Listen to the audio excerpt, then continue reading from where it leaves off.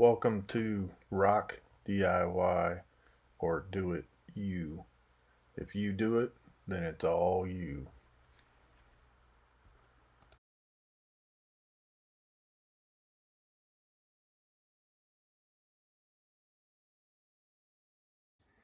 I got the new front badge for my Ford F-150 Platinum today in the mail. One of the things I noticed right away is that it's exactly the same size as the original one. It does have a protective film over the top of it, which is nice to ensure that it's not all scratched up before I even get to put it on my truck. It came in a flat envelope, and I'm grateful that they put this padding on the back side to keep the prongs from breaking off in the mail. Some differences between the old one and the new one that I just received. As you can see, the blue plastic on the back side is actually the protective coating that's on the double-sided tape. My original one does not have any double-sided tape on it. The other thing is that these prongs that hold it in place on the grill are not threaded, but the nuts that are used for these prongs are self-threading. They just have to be placed on. I'm going to pre-thread the posts before I put it on the grill so that I don't have any issues, especially with losing the nut while trying to put the badge on. And it goes on relatively simple. I'm just gonna thread it and then remove them before I put it back on the grill. This is the original badge, and as you can see at the bottom portion of the post there's a notch, but on the new one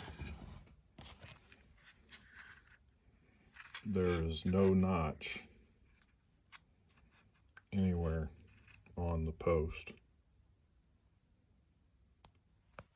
The notches on the old post, I'm sure, kept the badge pretty secure. Just having the notches and then putting the nuts on kept it very secure. My concern with using the new one with no notches is that, yes, I don't anticipate having to remove this badge from the front of my truck again, but if I do, I can only anticipate that it's going to be very painful getting the double-sided tape residue off the grill. So I'm somewhat hesitant in putting this on my grill. One of the things that concerns me with the old badge having the notch in the posts and the new one not having the notches is that the long tabs that hold it in place, that are part of the grill, will not hold the new one properly.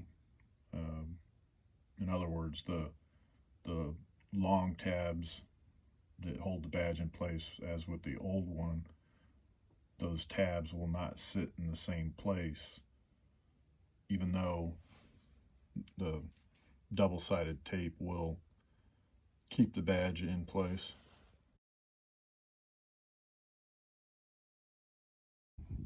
Now the moment of truth with putting this new front grille badge on. One of the things I noticed right away and thought about was it would suck if I put the Ford badge upside down. One of the things I noticed and was wondering about is this third post on here. And if you look, you can see it actually lines up with a hole. So if you actually put it upside down, the post will not be able to go in. I guess that's good, because if you were able to get it on and realize it was upside down, it'd probably be a pain in the butt to get back off again, especially if you're using a double-sided tape. These right here are the long tabs that I mentioned previously, and these are part of the grill. If you were to break these off, then the post would not have anything to hold on to, except when you put the nut down, it would only use about half of the nut to actually hold it in place. As I mentioned previously, I'm somewhat hesitant in using the double-sided tape, but I'm going to go ahead and remove the backing when I put the badge on. I was just getting ready to put this badge on, and then because it doesn't have the notches in it, I was kind of concerned that if I put it in, that not having the notches would cause the badge to sit off because it's not going to lock in.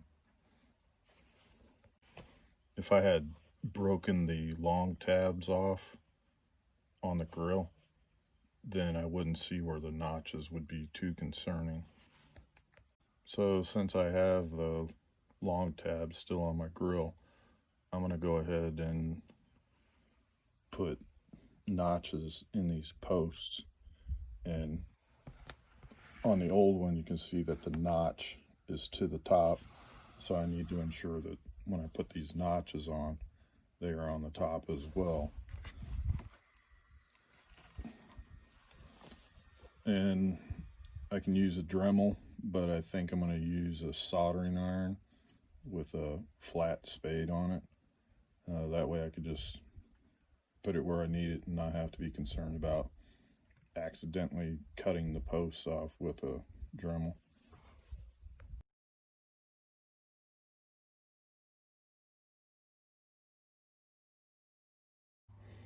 I started with the soldering iron, but I think this plastic is a little inferior, and I'm just afraid that the heat exposure is going to weaken the plastic post.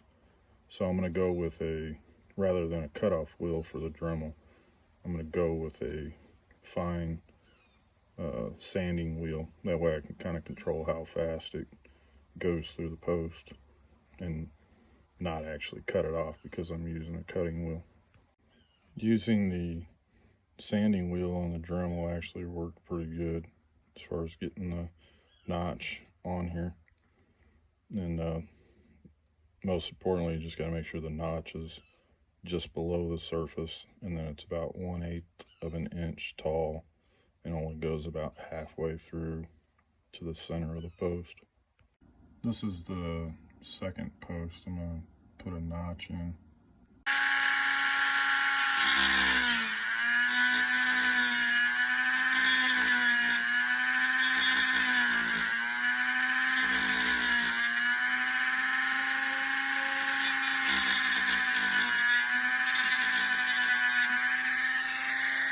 Second notch is done and cleaned up pretty good, so I felt a little more comfortable about putting this on my grill, having the notches in it.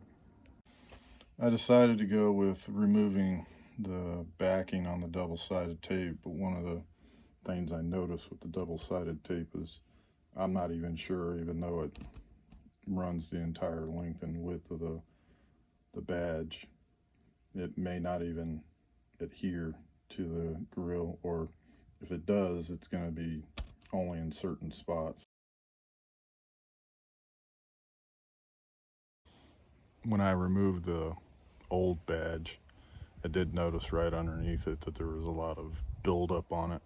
So I polished it up and then applied some wax, and then now rub some alcohol on it to make sure that the double-sided tape adheres.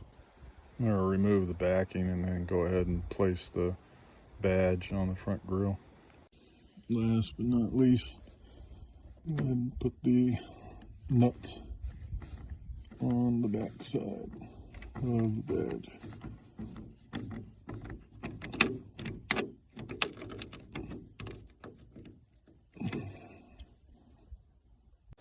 Now that the badge is on, I'll go ahead and remove the protective film that's on it.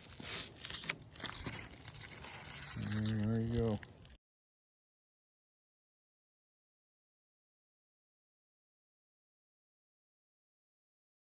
Thanks for watching my video. I truly appreciate it. Hopefully the video was useful in your plans for a future DIY project. Please like, comment, or subscribe. Thanks again.